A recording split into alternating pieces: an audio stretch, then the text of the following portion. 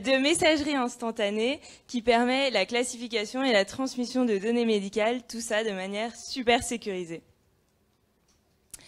Le constat, c'est qu'aujourd'hui, 70% des médecins utilisent des réseaux sociaux non sécurisés pour se transmettre des données de patients confidentiels tels que Twitter, WhatsApp. D'ailleurs, lors de mon immersion en hôpital, le chef de service m'a confirmé qu'il n'existait pas un outil qui rassemblait à la fois la messagerie, la classification des données et tout ça en respectant le secret médical. Les patients aussi sont très concernés car ils sont soucieux de la confidentialité de leurs données. Notre solution, Doctor App, disponible par application et par site web, comme va vous le présenter mon directeur technique. Donc, merci Capucine. Donc, en effet, sur cette interface graphique, vous pouvez voir ici à droite tous les fils de conversation qui sont super organisés par patient. Donc on peut les retrouver très facilement. Ensuite, au milieu, on a le fil de conversation qu'on a sélectionné qui correspond à un seul patient, où on peut voir toutes les informations, tous les commentaires, toutes les photos que peuvent se transmettre instantanément le personnel médical d'un service.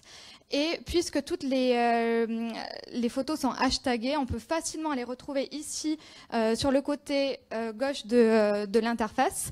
Donc en effet, ça nous a vraiment beaucoup parlé parce que le médecin nous a clairement dit que quand il voulait faire des congrès, quand il avait un patient devant lui, il voulait faire des publications, il fallait vraiment qu'il retrouve ces données photos ici multimédia de façon très rapide, instantanée. Donc ça serait vraiment l'avantage.